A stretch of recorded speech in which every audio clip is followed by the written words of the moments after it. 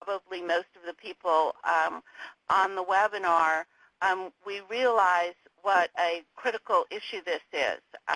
Mitigation and alternatives are frequently called the heart of CEQA. And so we're really talking about something that needs to happen whenever there's a project and an historic resource. So the first question, and we're going to go very quickly through the CEQA framework so that we can actually get to more mitigation examples. CEQA resources, historic resources, there are generally kinds. One, it can be included in a qualified local register, and that's going to involve a survey that meets state standards. It's going to be listed on the California Register, or it can meet the criteria for the California Register. And although frequently we talk about the National Register and the Secretary's standards, CEQA is not surprisingly geared to the California Register.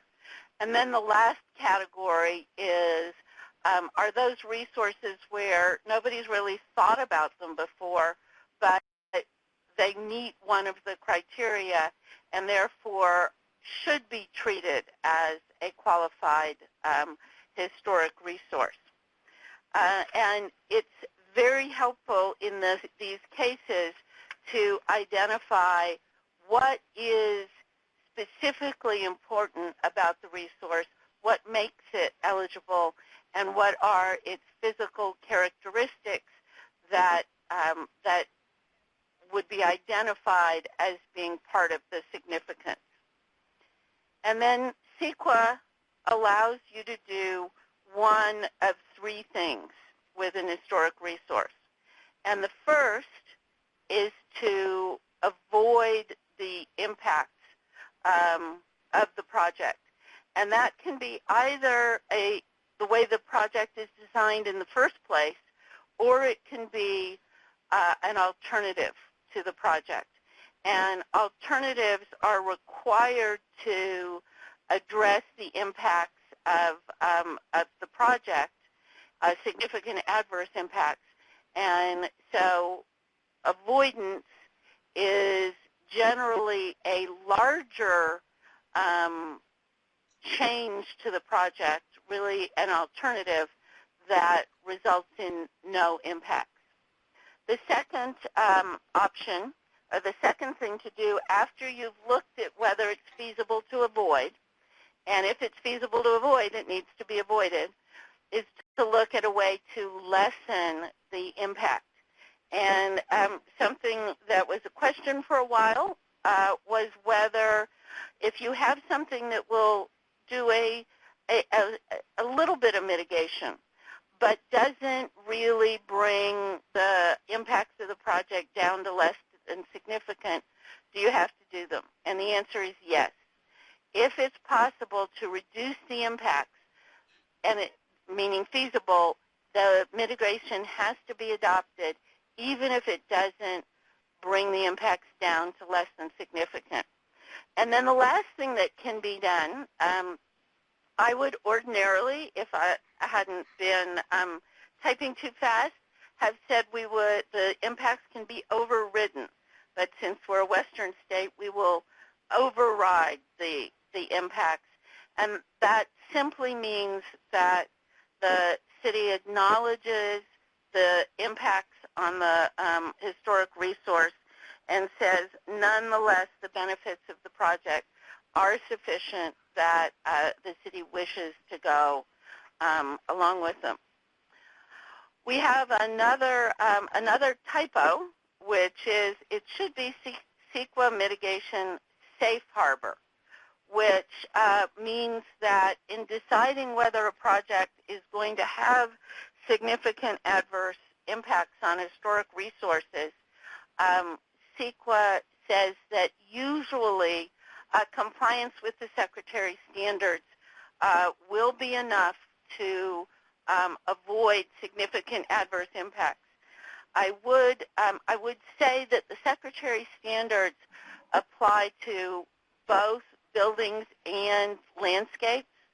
but there are different guidelines for buildings and landscapes. So if it's important to figure out whether you've got a landscape is the historic resource or whether it's a structure with a setting, in which case the guidelines for buildings would be able to apply. CEQA mitigation has to be enforceable through conditions, agreements, or other legally enforceable instruments. And that's very important if you have a mitigation measure to know that it's actually going to be able to be done. One of the things that commonly happens is a mitigation measure will be identified, and it'll be might even be put in the conditions of approval, but there's no timing for it, or there's no, the mitigation monitoring report says the city will check on it, but it doesn't say when it's going to be done or how it's going to be done or who's going to pay for it. And then there are other conditions, for instance, one that says this must be occupied by a particular use that is going to be very difficult to enforce and to monitor. So in developing mitigation measures, it's always a good idea to make sure that, that you know not just who's going to enforce them, but how they're going to be enforced. And then don't have to have mitigation for effects that are not significant. So figuring out whether it's a significant effect is very important. And then there has to be an essential nexus between mitigation measures and impact.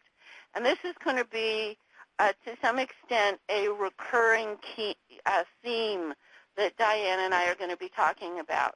And what that means is that if you've properly identified the significant physical characteristics of the historic resource, the mitigation measures ought to match those physical characteristics.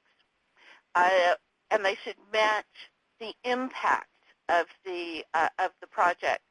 So, for instance, if the front of a building is what is physically significant about the structure, and the back has been modified, it doesn't really make a lot of sense to say that the entire building needs to be modified according to the Secretary of the Interior standards, especially if you don't know what the original rear looked like.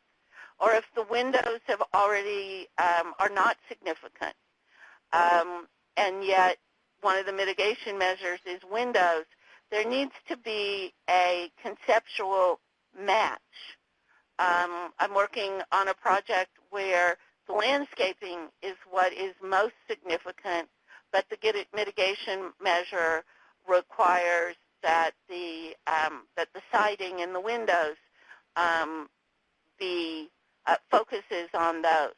So it's very important to know what's important about the structure. If possible, have that in the listing package and then match the mitigation measures to what's important. Diane, I think you have a little more to say on some of these issues. Indeed I do. Do you want me to say them now or hold my peace? Say them now. Say them now. All right. Tell well, us actually, how we get the mitigation measures. Yeah, and I think there are some slides that are pertaining to this later on, but I used to write the historical section of EIRs for a living, and I would always write the documents with the end product in mind, which was what are the impacts that the project is anticipated to have on the resource. So I would sort of write the documents backwards from looking at the impacts and then going to say, well, what is the resource? What part of that resource is being physically affected? And is that an important part of the resource? How much is it being affected? Can I quantify it?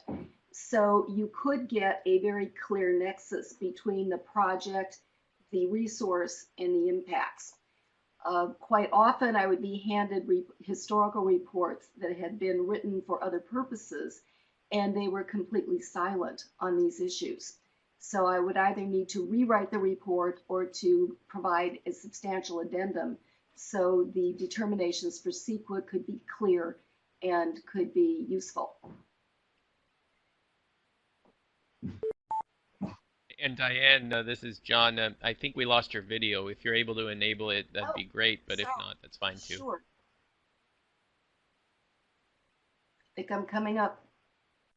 I think, Diane, one of the things that we also wanted to talk about was that that once you've identified that you have a resource and that the project is going to have an impact, there are two ways to approach mitigation measures.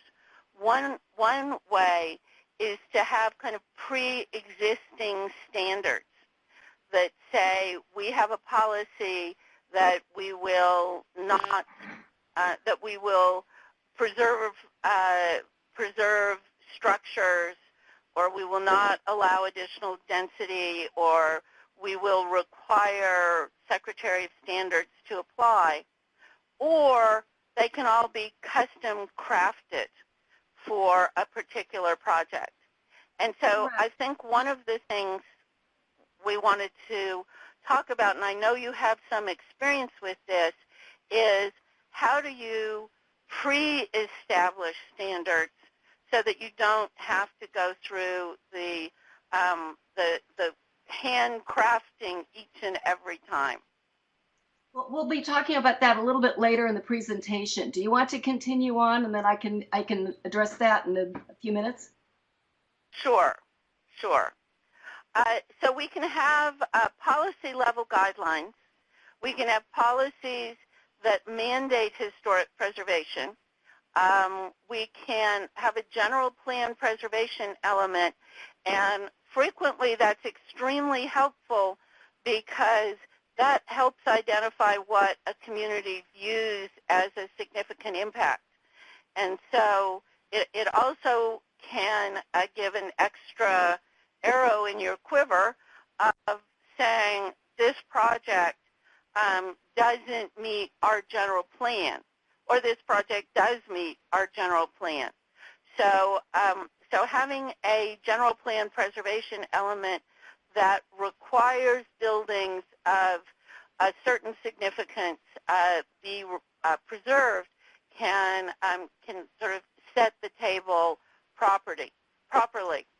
And then community plans can also identify districts, can identify types of structures that are particularly important in that sub-element of the general plan. So we don't have exactly the same rules that apply across the board, because sometimes we may have big old Victorians that that are very large and raise different problems than a small craftsman or some bungalows. And then, of course, an historic resources board or commission that's been properly trained and has good ordinances can be very important in implementing the rules, even in addition to CEQA.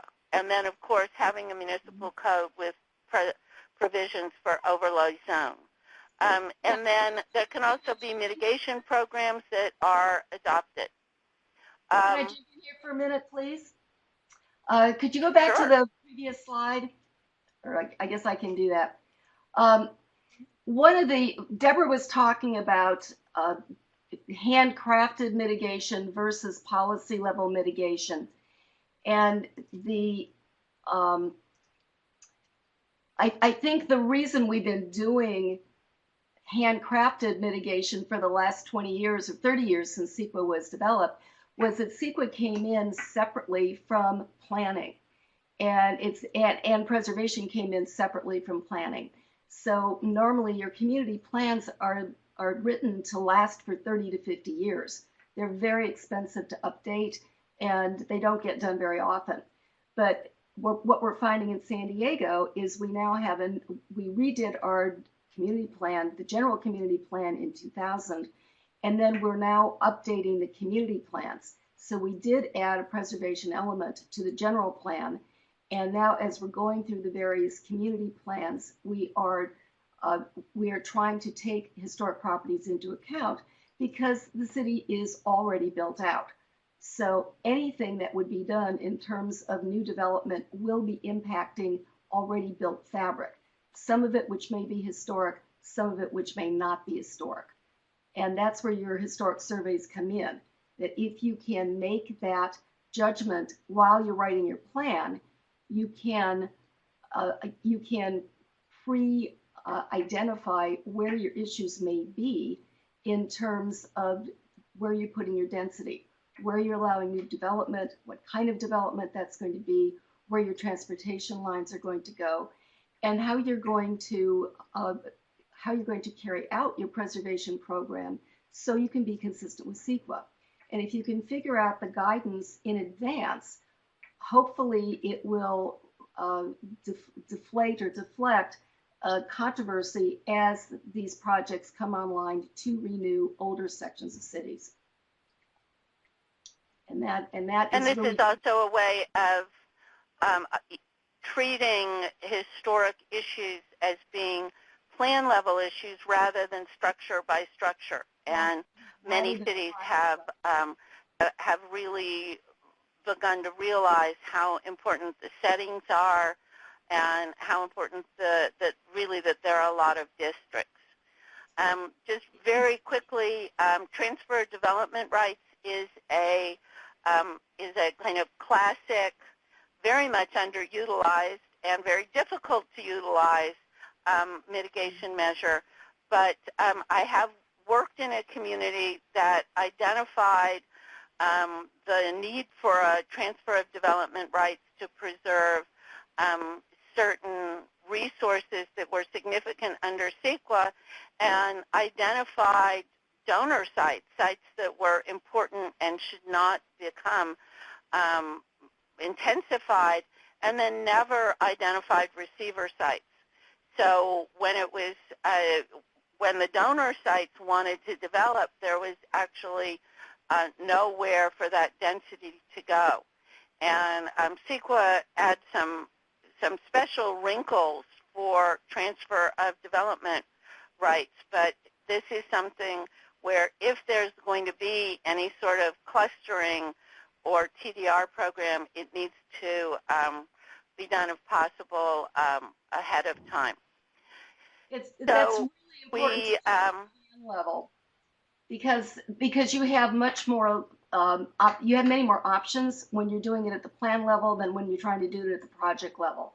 What we found in San Diego is we were allowing for transfer of development rights within a block if the entire block was going to be redeveloped as part of a redevelopment project.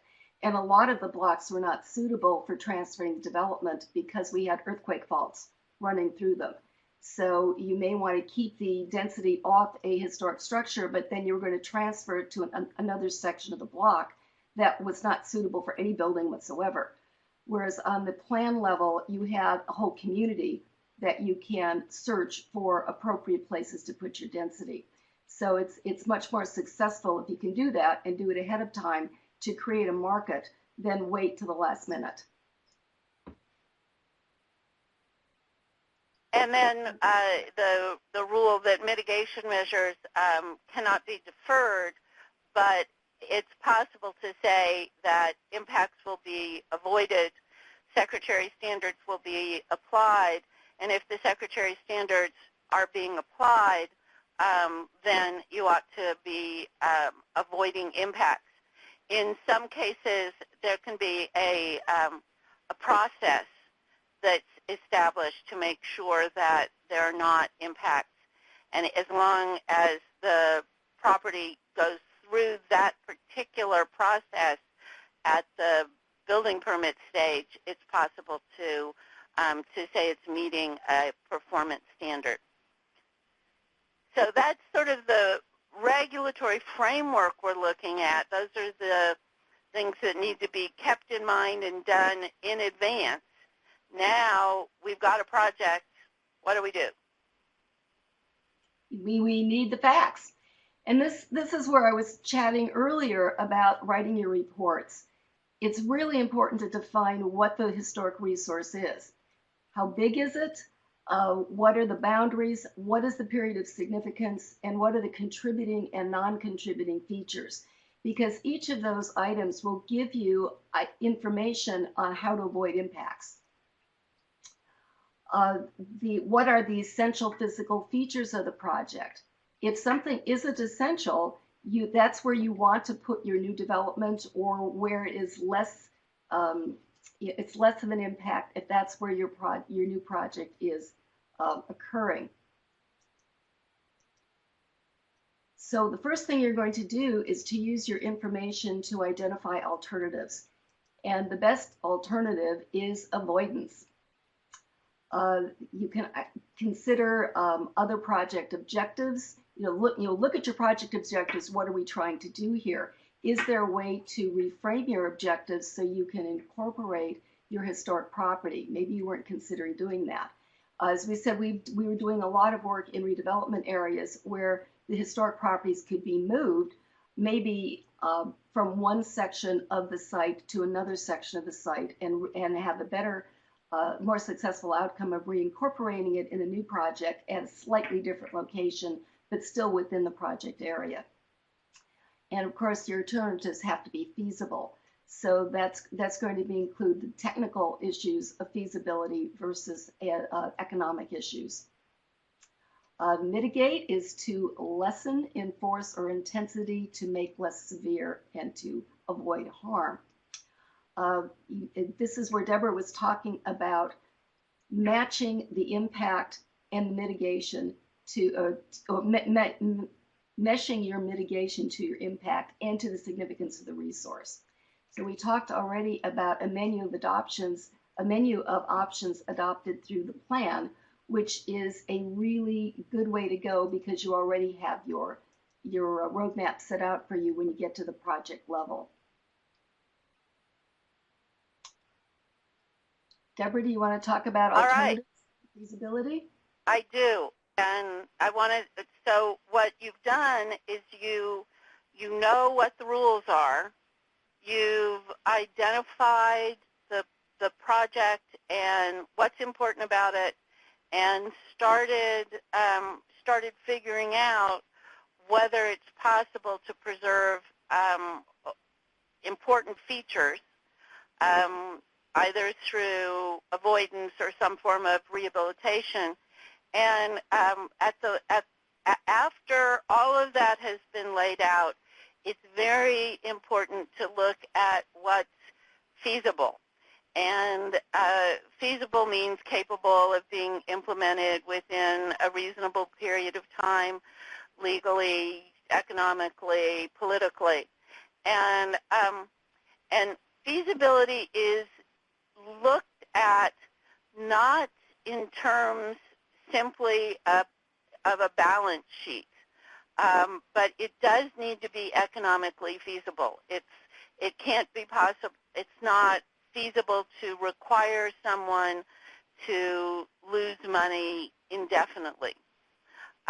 It's also necessary to look at market conditions and whether, for instance, it's possible to require something to be residential as opposed to a commercial use may depend partly on market conditions and partly on timing. And if there's a large project, I was just at the American Planning Association conference, and one of the things that was stressed in some of the sessions was that timing can make the difference between a feasible mitigation measure and an infeasible measure. If there's something that needs to be done at the beginning of a large project, there may not be enough money in the project to do it.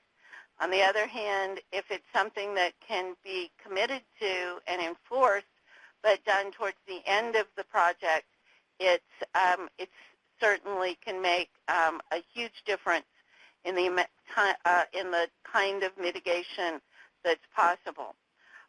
Legality is another question. I worked on a project recently where there was a bit of a tussle about whether maintenance, keeping an historic resource in good condition and requiring a conservation easement was legal. And the case law in California is that they are both legal if they are if they're necessary to avoid or mitigate an impact. On the other hand, all of us know about takings, where it's not possible to zone something for permanent non-use, really. There needs to be able to have some kind of use, and the mitigation measures need to be feasible. And that's something where the evidence of economic feasibility does not have to go in the environmental impact report, but it needs to, the presumption is generally that something is feasible, but attention needs to be paid to whether something is economically feasible and what the timing will be. So, so that's sort of the last step in what needs to be done in putting together mitigation and alternatives.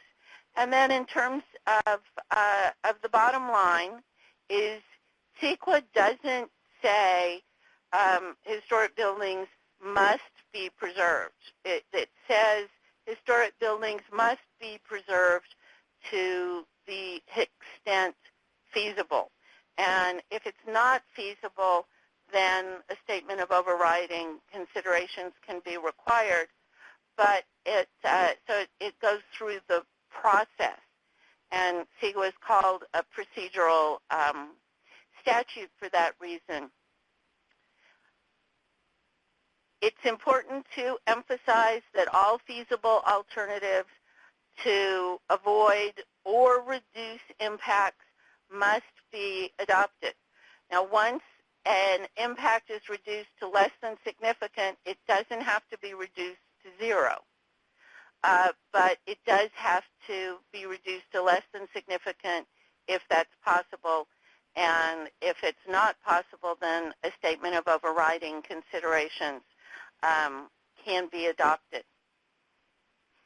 So let's talk a bit about what is involved in putting together a feasible and defensible mitigation measure. Diane, I think you've written some. I have. You want to talk about them? Sure. When I worked at Caltrans, I told you I would write the environmental document backwards because the agency had a great track record for getting sued. And I guess I could brag to say there was never any portion of the document that I wrote that was in legal question, even if the entire other sections of the document were. And I was actually commended by the Federal Highway Administration for having very legally typed documents. The best way to do it is to really get your facts. Make sure you know exactly what that resource is, what the boundaries are, and very clearly identify what the impacts are and quantify them if you can.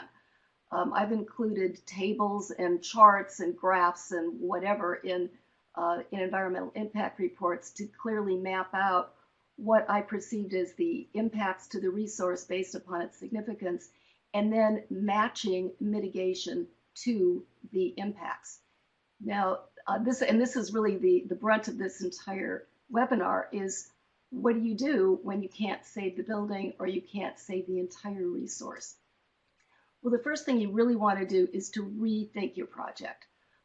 My advice was always physics only allows 4 outcomes when you have 2 physical objects that need to be in the same place, a historic property and a new project. You can go over it, which means you can bridge it, you can go under it, you can dig a tunnel under it or somehow lift it up off the ground, you can go around it, or you can go through it. Those are the only 4 options you have. So, and then the other is you can play with timing. So an avoidance alternative is mothballing.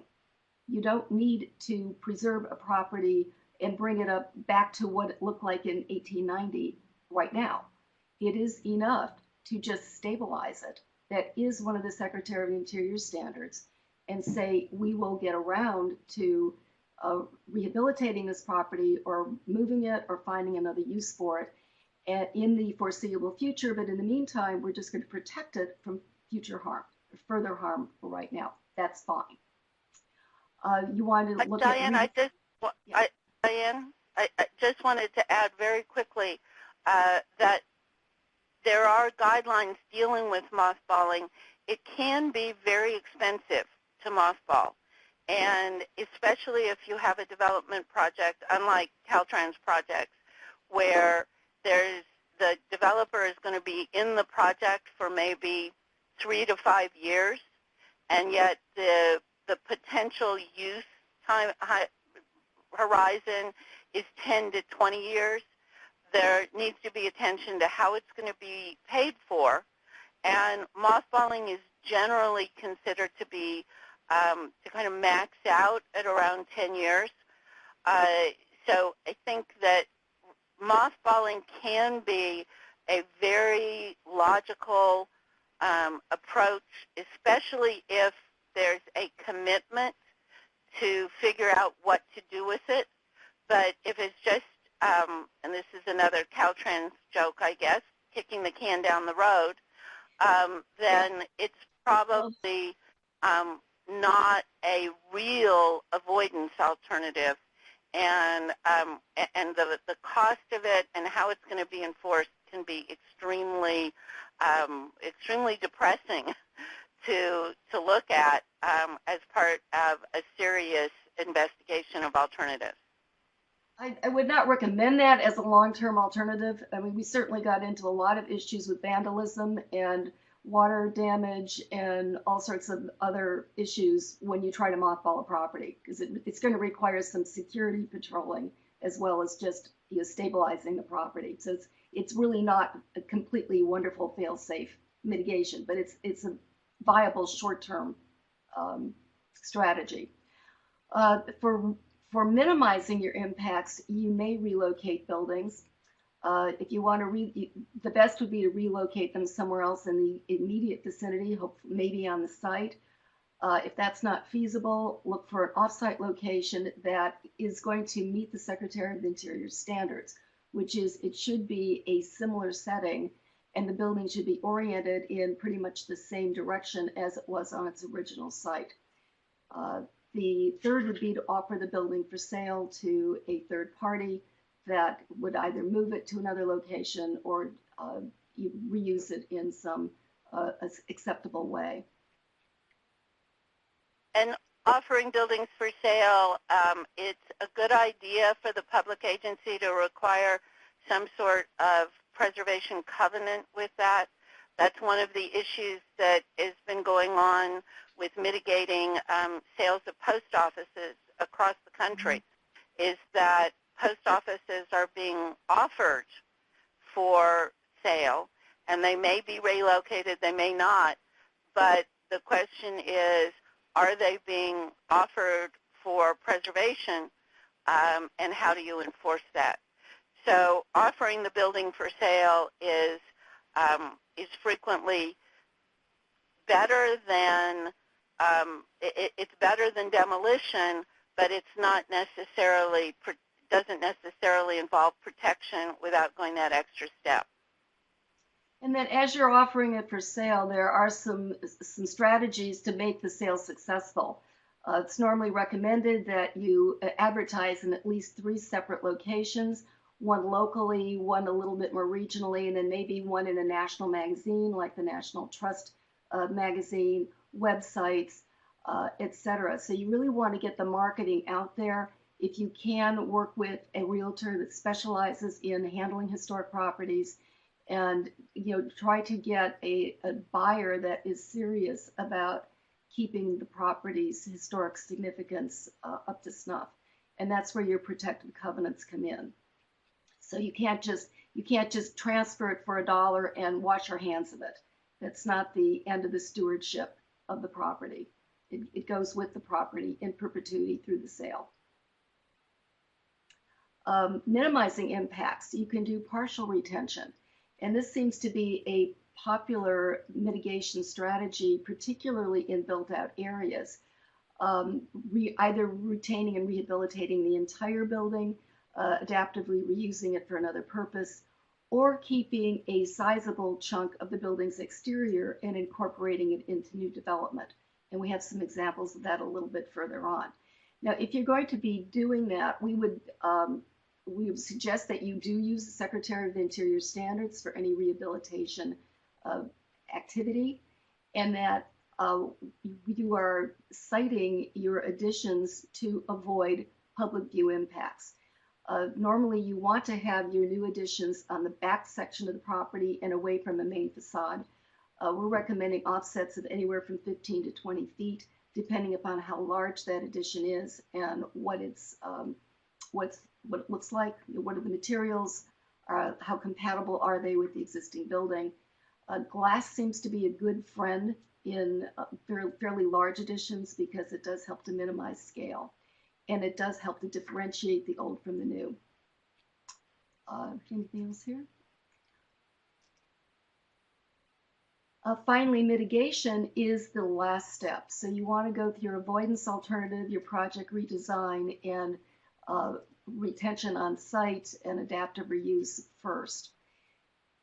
One of my favorite ways of explaining mitigation is a great Gilbert and Sullivan song where one of the catch lines is, "Let the punishment fit the crime." So this is where identifying your impacts is significant. That's the crime. The punishment needs to address the crime. So let's look at what the impacts are. You want to have a sliding scale tailored to the type of resource. Is this a major public building like a post office that's due for demolition? Is it a smaller building like a bungalow or a cottage? Is it a small accessory building to a district? Are the materials expensive? Are they marble? Are they stone? Are they more readily available like wood, etc., stucco? And of course, unavoidable significant impacts must have some sort of mitigation. So you're going to directly address the loss of the resource. You want your mitigation to be useful. One of the things we've learned is that mere documentation with HABs or HARE is not necessarily accessible to great swaths of the public. Now, the development of the HABs HARE website is helping, but that's still not completely, everything is not completely up on the web yet.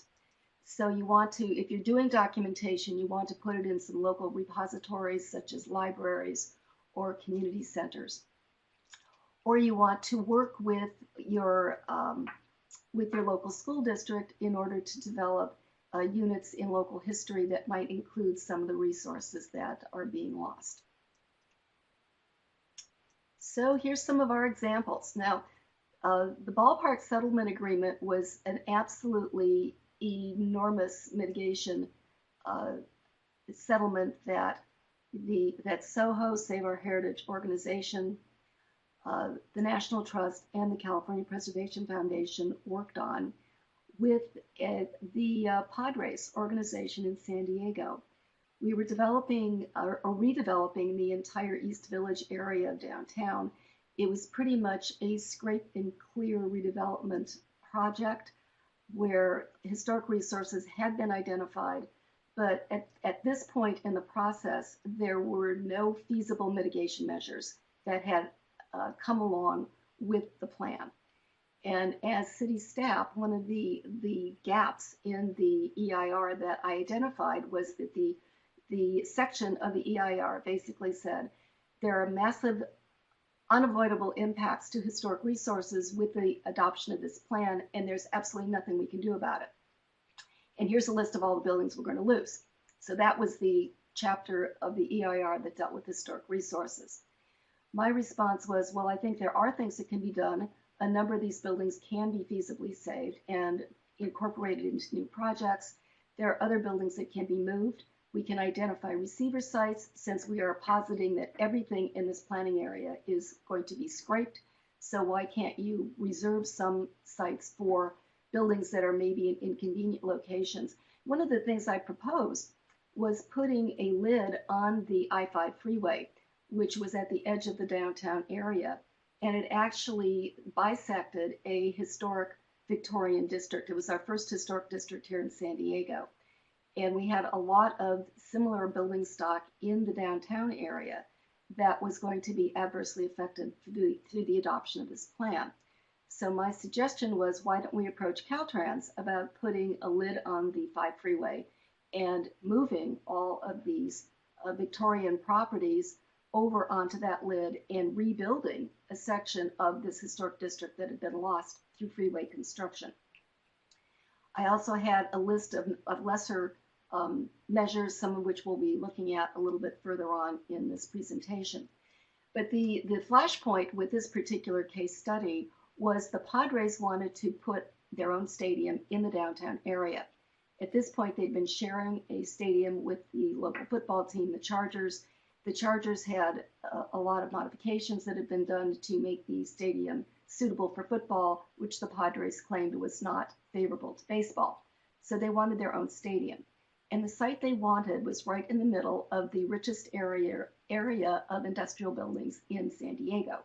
So the 3 organizations, SOHO, CPF, and the National Trust, jointly went to the Padres that were proposing this, and we asked for alternatives. They were not happy in discussing alternatives, so we were forced to sue them. And once they realized that we were serious about looking for alternatives, they did come to the table, and we settled the dispute with a settlement agreement, which was a multi-page document that indicated how we were going to address having this ballpark in the middle of a very rich historic area. Now, one of the issues that came up in the original lawsuit was that the EIR was inadequate, which was true. But not only did it fail to address mitigation for the historic properties we knew about, it failed to identify a potential historic district. The consultant that did the work never looked or proposed that there might be a district in the general vicinity. So part of the settlement was to go back and do additional surveys to see whether or not there indeed was a district. And if there was a district, to move that forward for designation. Now, in order to carry this out, we put together a task force, and then this was the flow chart that we came up with to make sure that this particular settlement agreement went forward. So here's the agreement. The agreement created an 11-member preservation advisory group that was composed of stakeholders in the project area plus the various preservation groups. They determined what the study area would be. They hired a consulting firm to do additional studies. Once the studies came out, the study was reviewed by all the people in the pad.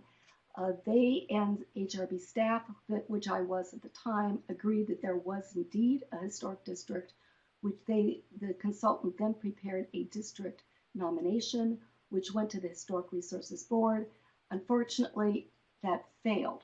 And it didn't fail because the district was not viable.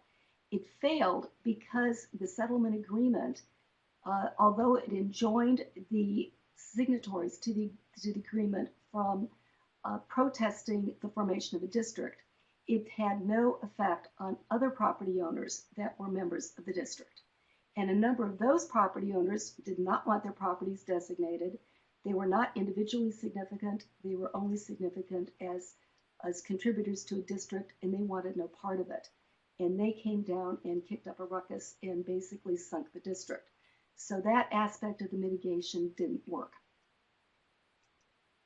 But what we did come up with was the prize in the district was this massive warehouse. This is the largest unreinforced masonry building in the state of California. And it became the centerpiece to the ballpark. We like to comment that this is the historic building, and the adaptive reuse and the appendage was the ballpark itself. So that building was saved. There were a number of other warehouses in the general vicinity that were kept on their sites, were rehabilitated and reused, a number of them by the Padres organization. We moved one masonry building about 280 feet to another location and rehabilitated that. Rosario Hall was not a warehouse. It was one of the earliest saloons in downtown San Diego. That was moved a few blocks away and restored into a restaurant. Power Station A was owned by SDG&E, and that had been removed during a previous project. There had been no feasible mitigation measure identified when that was taken down, but SDG&E saved all the bricks. So we asked them to reconstruct the building as part of the agreement, and the Padres agreed. We already talked about the survey, the nomination, and then the last thing was design guidelines for the street that we considered the heart of this new district. So here's our survey. Here's the reconstructed Power Station A. You can see the new construction that is coming out of the back. Now this one was pretty interesting because the building itself was really ever only a facade, and the interior was a lot of industrial buildings generating power. So there was no interior to preserve here, and this became a really nice street element in the new newly rehabilitated downtown. Here's Rosario Hall, our 1880s saloon. Actually, it's probably older than that. That was turned into a very successful restaurant. And John, can we pull up those other slides now? Thanks. Here was one of the warehouses, and this was preserved in order to provide scale to the streetscape. So this is what it looked like in its original condition. The back half of the warehouse was removed. This is like over 50% of the building, and the roof. You can see the sidewall here was retained, and the front was retained. And then the basement was dug out to support this building atop it. So we now have a major condo building that is on top of it. It's set pretty far back. There were additional properties in this block. This whole block was redeveloped. Next to it, this is an old fire station that was saved as part of this agreement. It was an individually significant resource. And then this is a new building. Here it's a parking structure, and then this is the new high-rise that joined the block. So we all consider this a pretty successful outcome to what was a rather contentious lawsuit and a flawed community plan that came up smelling roses. Deborah? Oh, here's some other mini examples very quickly. Here's a property that was originally 2 lots, and they wanted to add on to a designated historic building. What happened when the proposal came in was the lot here was a designated landscape. It was a designed historic landscape that accompanied the house. You can see it's very French formal gardening. And a new owner wanted to put an extension to the house onto it to increase the square footage. So this is what we got, and the city declared that this met the Secretary of Interior standards. I'm having heartburn with this one, but it got through CEQA as an okay project. So what was added was this round rotunda here, a second story on the back. You can see there's a little bit of a wing in the back here. But this whole area was covered with the second story, and then there was another building that was wrapped around, plus a pool house. The garden was completely removed and replaced with a pool. But that made it through city processes. Here's another one. This was 2 cottages on a site facing La Jolla Cove. They were both designated as historic resources. The back property, which is this one, Orgatz, was removed. And then the new owner wanted to, again, add more density to the property. You can see what's on either side of this little cottage. They're 3-story condos, and that's exactly what he wanted. Here's the drawing and construction photos. What they essentially did with this cottage was slice off the back half of it. So all that's really remaining is a little bit of the gable down here and the front half, and the building was pivoted forward on the lot in order to provide more room for this 3-story condo behind. So here's the end product. They dug under it for a garage, and again, I think it's lower in scale than the 2 buildings on either side, but I don't think it works real well with the nature of the cottage that was designated. So I would call this mitigation, very definitely. And whether or not it's successful would be one for cocktails after the webinar. Deborah? Thank you. Well, Mare Island Naval Station really has almost all of the potential mitigation examples somewhere within the plan. It had over more than 400 contributing resources, a 90-year period of significance, and very challenging mixed-use redevelopment plan. But to talk a bit about how mitigation occurred at Mare Island, I think gives a good cross-section of available mitigation measures. And I want to emphasize that a lot of these mitigation measures are feasible, a good idea, and help lessen impacts, but they do not necessarily take impacts to below a level of significance. So although ordinarily the Secretary of Interior standards does get you to below a level of significance, if the guidelines are followed, these frequently will nonetheless require some sort of override. So Mare Island had many features, as well as many existing historic buildings, as well as a lot of property that was vacant. The buildings had been demolished at some point in history. So Mare Island adopted architectural design guidelines in the historic district for new construction.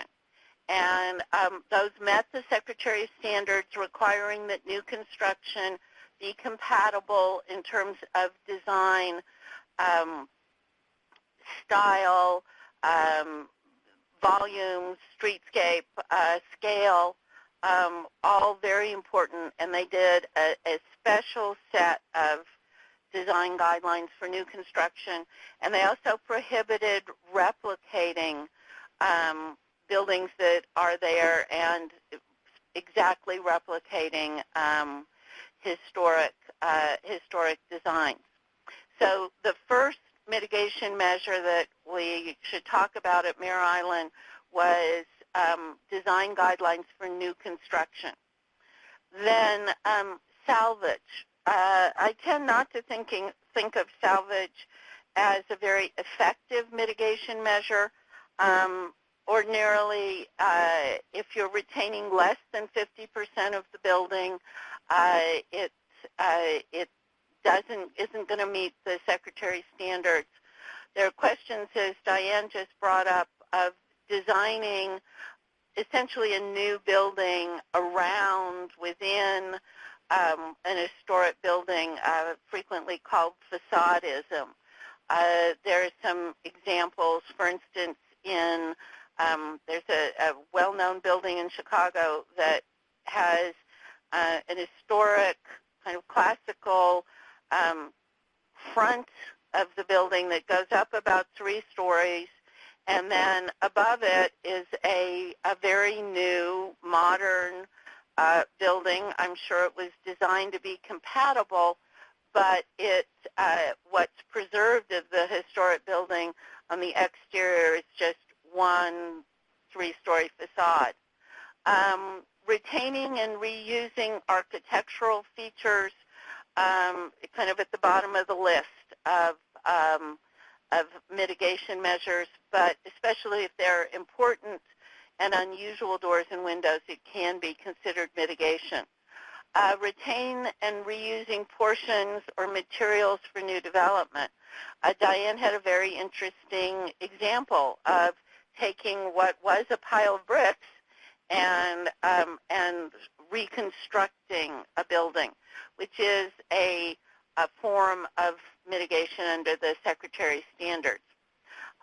It's also possible to donate salvage features to local historic groups. And then mitigating impacts through documentation. The Montgomery Ward case many years ago talked about the HABS documents as really being like putting drawing the circle around the dead body on the floor, like we see in the police procedurals. But documentation is not adequate mitigation, but it is a form of mitigation, especially if they're unusual architectural features, design features. I worked on a project where what was unusual about the building was actually the form of the trusses and the structure, and it was not visible in the existing structure, but it certainly was information that ought to be preserved for future generations of students. Aerial photography, fairly new as we send drones out over lots of property, and then written narrative.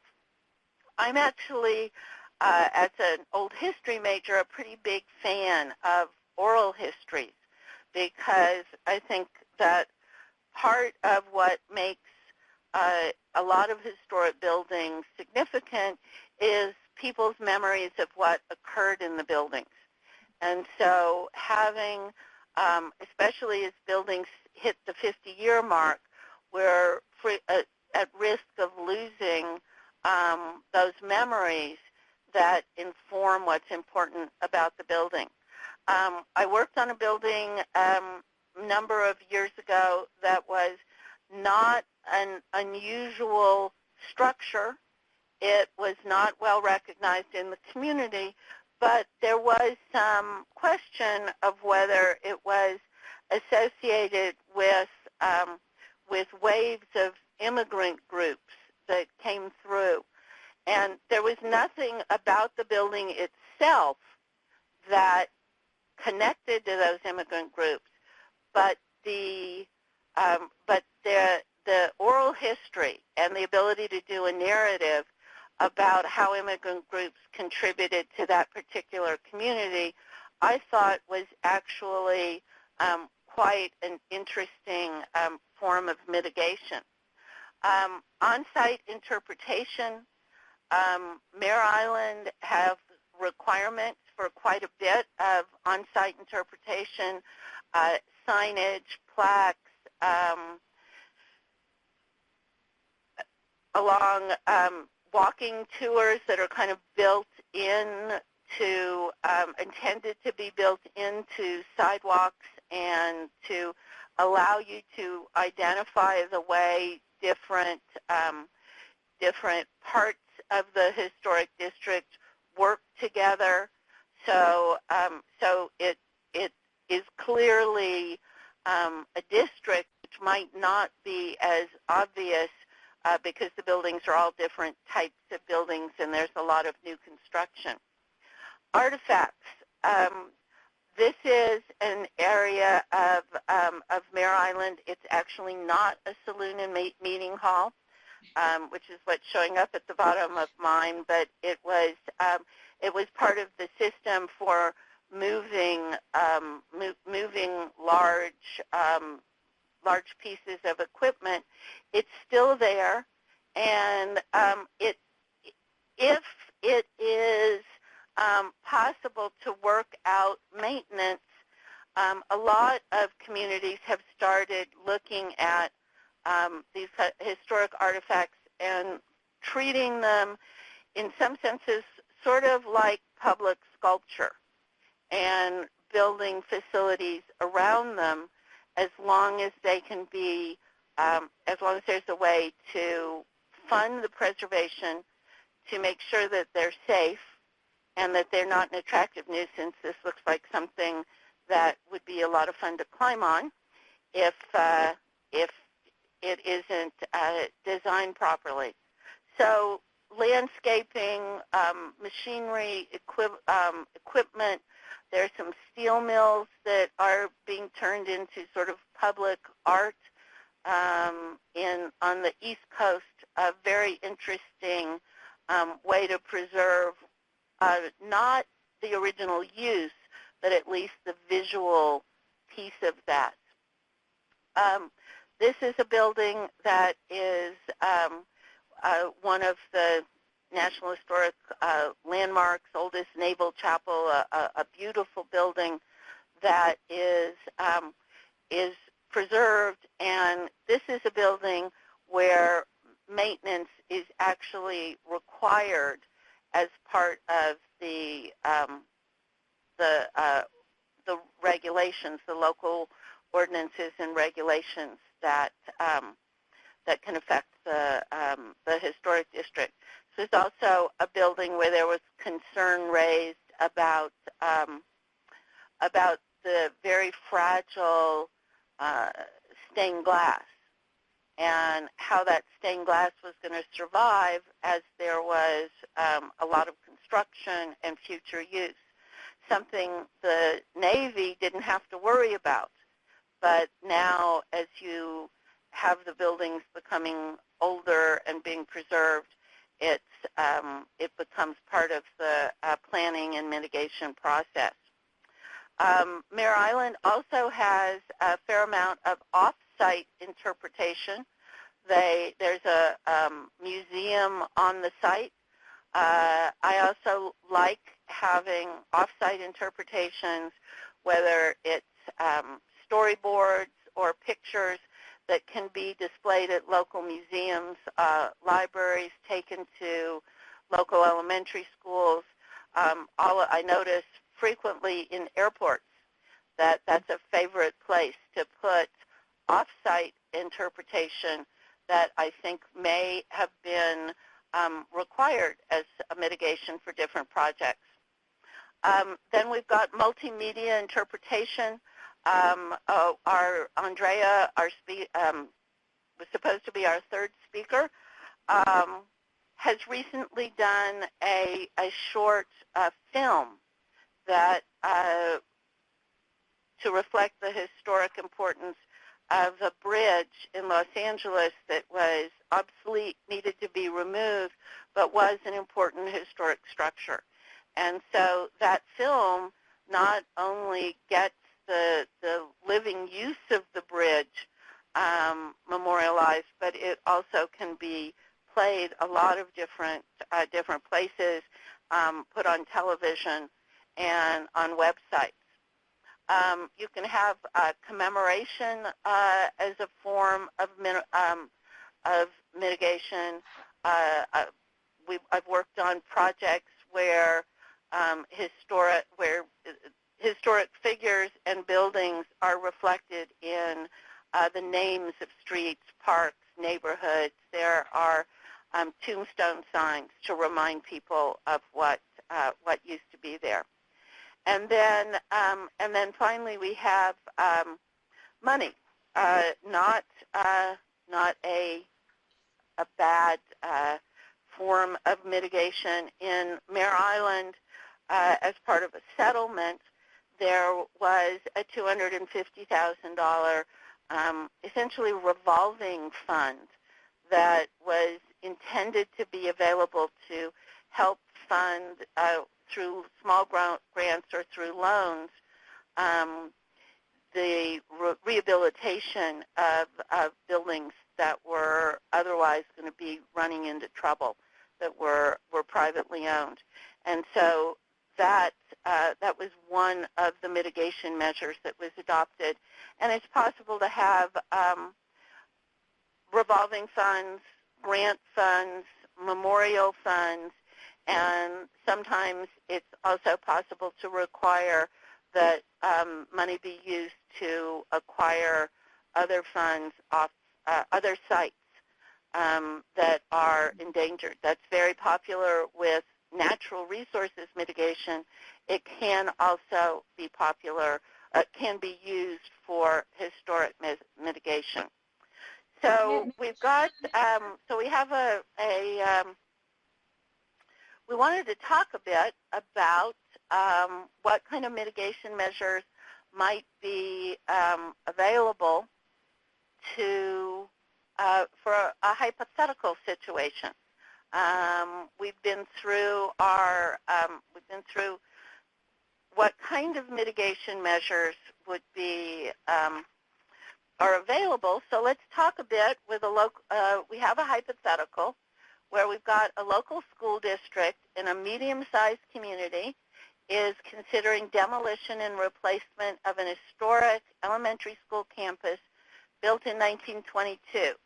It's seismically unsafe, lacking state-of-the-art educational facilities.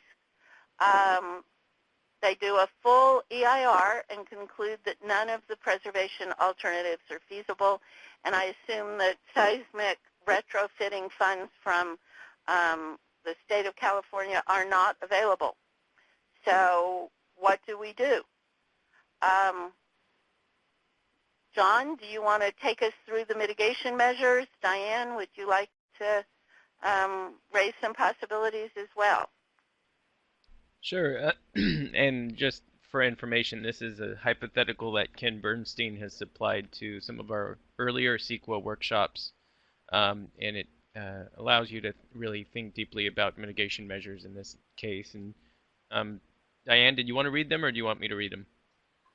I think these are a wonderful list of mitigation measures, and one of the things I liked the best about my job working in environmental planning was developing mitigation. I think people don't realize it's a very, it's such a creative part of the job that trying to work with communities to find out what is meaningful to them. I've never met a developer who turned down something that I suggested. And it seems like it's getting to be more and more accepted that just taking a photograph of something is insufficient. So a lot of folks are willing to go that extra mile, and it's really up to you and the people who are interested in the resource to come up with a package or one or two items that is going to be meaningful to the community. I think as a minimum you would want to be doing your archival documentation, making it available to the public. The half-hour video, excellent. The oral histories help a lot. I did this a lot. I was working on a project with a building that had been a school, like a one-room schoolhouse. And there were still a number of members in the community who remembered going to school there. And I tracked them down and did oral histories, which was quite fun. And cable television is always looking for materials. So it's actually quite easy to get this stuff put up on television. And then I really like the historic resource survey, because you really want owners of property to get out ahead of the curve in order to understand what they have and what their responsibilities are to as historic property owners and stewards. And I think once people understand what they have, they're much more likely to save it and protect it. So that's an absolutely outstanding set of... Well, I have a couple of comments I'd want to make. One is that we didn't talk really at all about the possibility of using design guidelines for new construction that reflect some of the features of the historic construction. And that's certainly a possibility. It doesn't have to be a brand new looking school. And then the other question is whether this has fully mitigated the impacts of demolition. And the impacts of demolition are physical, as well as the loss of memory. All of their mitigation measures go to the loss of memory and the loss of information.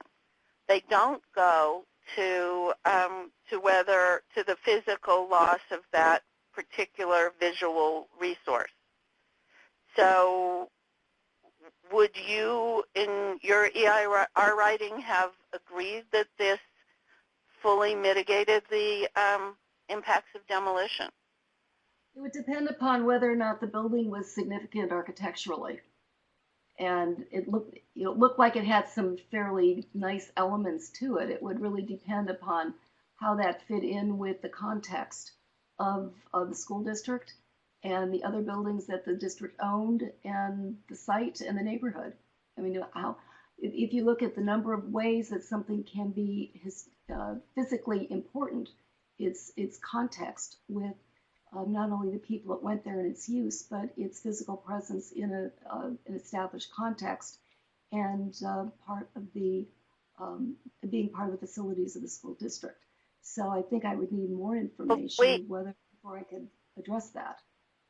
But I would definitely look at. We have a comment that says maybe the facade could be preserved, and some of that would depend on what the design of the new building was, whether it's possible to incorporate basically to build the new building behind the facade. I also would wonder whether doing the documentation of the other schools would simply make it easier to demolish them if the argument is that these historic schools don't meet our current educational requirements. Yeah. Good questions all. I've wondered. I look at a lot of the schools, especially the elementary schools built in the 50s and 60s in California, that took advantage of the weather by having one-story, not having gymnasiums, the classrooms all open to the outside, and that doesn't seem to be the current style for building the structures. And so I've wondered whether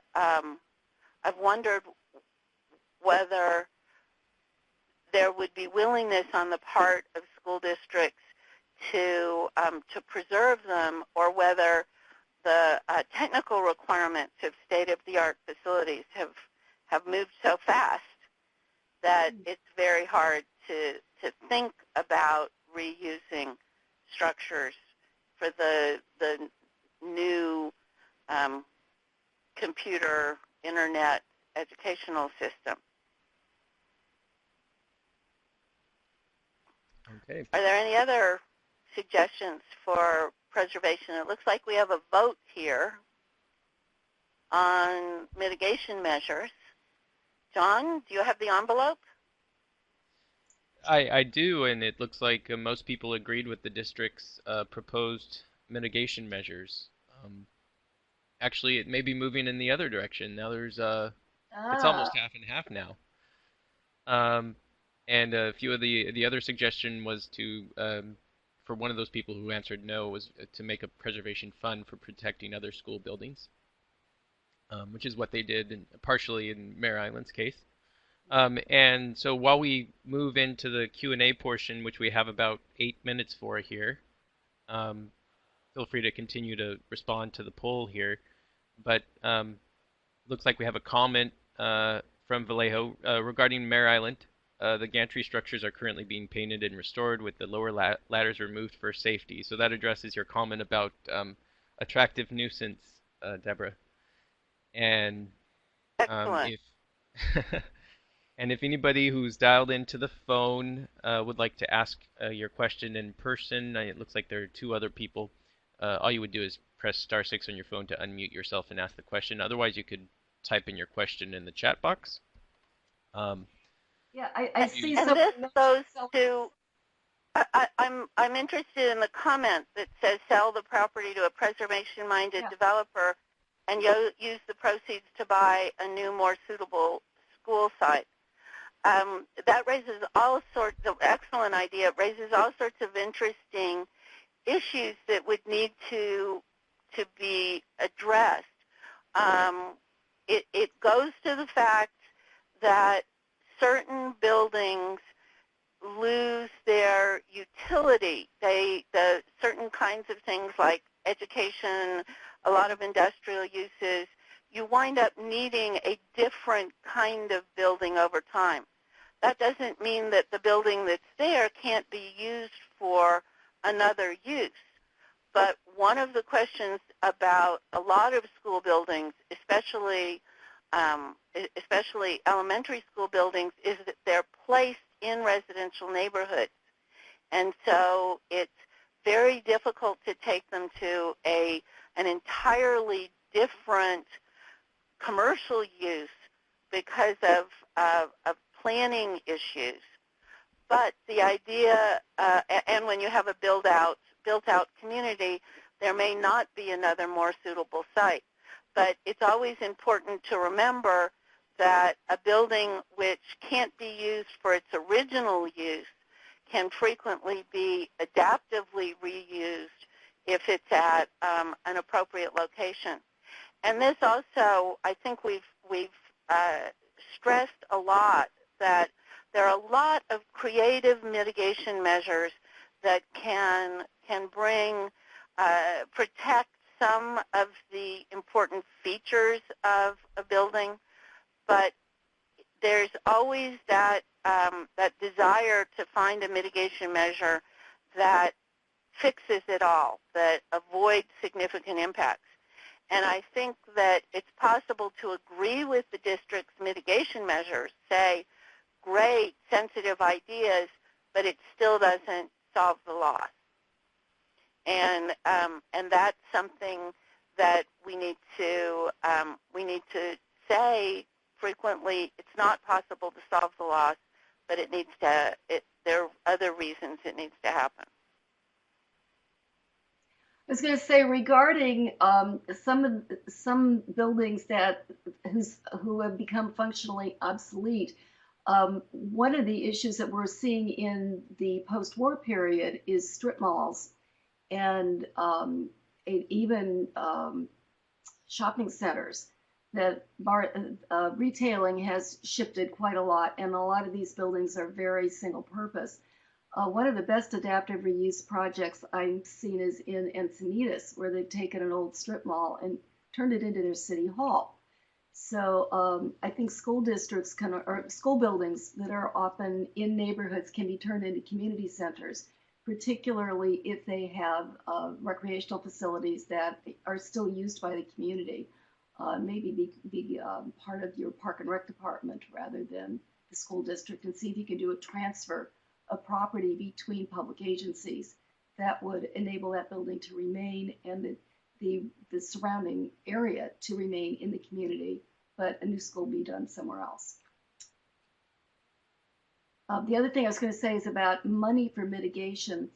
I think mitigation funds are a very good mitigation measure if you at the plan level, because again, you have a much larger group of buildings that you can put the money on, and you got more land that you can shift things around.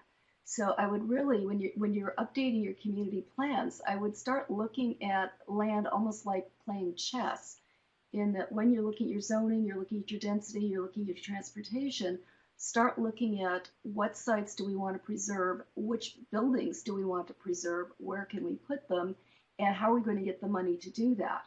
And one of the ways it's feasible to do it is with your mitigation fund. So if you could think about, we're not going to be able to save everything, but we can still get something from the loss of a building by being able to save another building somewhere else, maybe the trade-off is acceptable. Great points. I don't see any questions, but I do have a question myself, actually, before we close out. We still have about 2 minutes here, and I'll keep an eye out for any other questions that may come up. But um, I think Deborah was referring, or was alluding to Bethlehem Steel in Pennsylvania about using it as a sculptural element in the landscape instead of a used sort of structure, more of a piece of art that just sits there. And what, hypothetically, say a project came up with a structure that was so infeasible to use, um, if you had to meet modern code and provide accessibility and things like that, developer claims that it's infeasible. But what if you go back to that developer and you say, well, make it a sculptural element? How common do you think that happens? I've used public art quite a Well, lot as mitigation in my projects, and I've seen developers very willingly incorporate pieces of buildings or historic resources in their new projects and use them sort of for that commemoration purpose that they'll demo the building but then name the project after what they just took out. But I've seen it happen. and I was looking at the Bethlehem Steel Park. One of my questions really was about funding it. And I think that goes back to some of the items that we talked about, getting the facts and bringing it together. It's going to depend in part on how important that feature is to a local community, and whether the cost of preserving it as a sculpture, or I mean, this is an enormous building. It has both historic significance and visual aesthetic significance. Is it feasible to incorporate it into another structure? When it's pieces of things, it is usually going to be fairly feasible. But if it's a very large industrial structure, it's likely to need some sort of either public ownership or long-term public funding. So I think that it's very important to look at what is the importance of it, and there are some skylines and structures, as you can see here, that are so important to the community that they essentially demand some sort of public involvement. And then there are others that are may be important, but they're not of the kind of significance that demands that. And so you take a kind of a lesser approach that says, how do we get to make sure that the memories are triggered by what it is that we've preserved, and that the information about those to inform those memories is out there.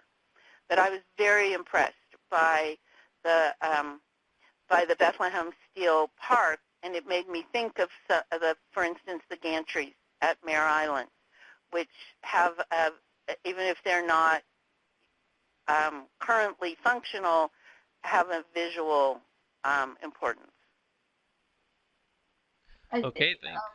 Yep. Yeah, I was going to say another really great example is the High Line in New York, which is probably the most popular public space in New York City today. That was an industrial, I want to say, detriment to the neighborhood. They wanted to take it out, and they managed to turn it into a very creative and exciting space. So creativity can get you a better project if you're willing to be open to looking at potential rather than trying to duck and hide your responsibilities and just go for the override, as I've heard many developers say. try to work with it. You'd be surprised what you can come up with. There's a big menu of mitigation measures, and creativity is what needs to happen.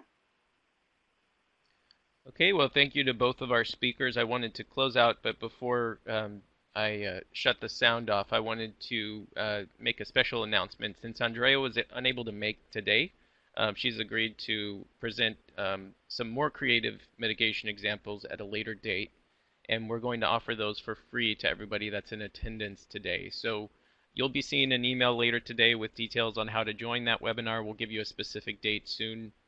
But we hope you enjoyed today's program. I wanted to send a very special thank you to Diane and Deborah, who pulled a lot of this together under the wire, and we're very appreciative of their time. And before you leave, please also leave some feedback on the multiple response question on the left, and click Submit Response on the top left portion of the screen when you're done. And then on the right-hand side are some more qualitative questions that we like to hear from you, specifically what kind of programs you're looking for in the future, and more comments from today's program. So thank you again for your time and your registration, and I encourage you to come to the conference April 16th through the 20th at the Presidio in San Francisco. I'm going to turn the sound off, but I'll leave this screen up for another 15 minutes or so. Thank you so much. Bye.